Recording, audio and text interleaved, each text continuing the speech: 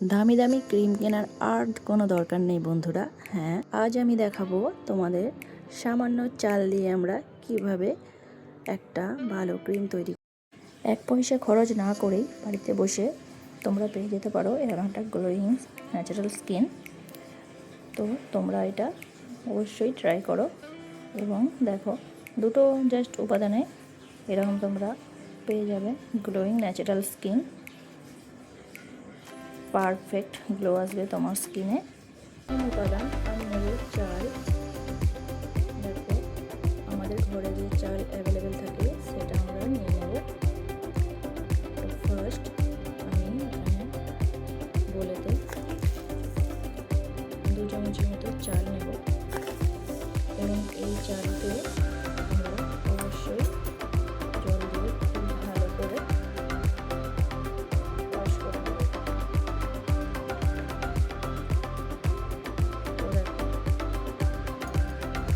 তোমরা যেভাবে ভাতের চালকে ওয়াশ করে নাও সেভাবে ওয়াশ করে নেবে। ওয়াশ করে নেওয়ার পরে তো চালকে ওয়াশ করে নেওয়ার কারণ হলো যে ময়লা থাকে ডাস্ট থাকে সেটা পুরোপুরি রিমুভ হয়ে যাবে। তো আমি এটাকে প্রথমে ওয়াশ করে নেব। আমি খুব ভালো করে 2-3 বার ধুয়ে নিয়েছি।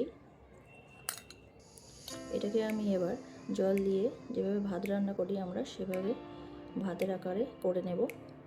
তো তোমাদের যে ঘরেতে ভাত রান্না হয় সেই ভাতও নিতে পারো তোমরা। দেখো আমি এখানে ভাত করে নিয়েছি। তো এই ভাতকে আমরা কি করব, বেটে নেব, না হলে তোমরা মিক্সারে গ্রাইন্ড করে নেবে। একদম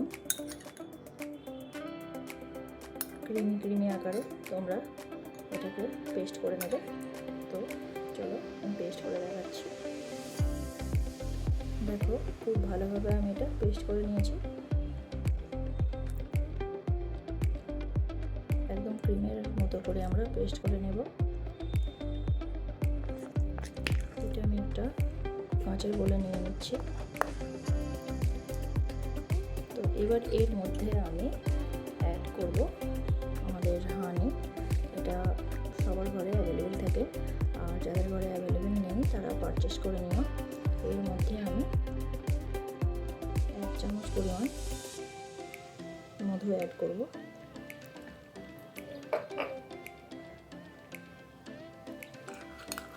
মধু এবং ভাতের মিশ্রণকে আমি খুব ভালোভাবে মিক্স করব। তো এটা এভাবে মিক্স করলে দেখবে একটা ক্রিমি টেক্সচার চলে আসবে। এটা আমরা পুরো মিক্সার করার পরেই আমাদের ক্রিম তৈরি হয়ে যাবে।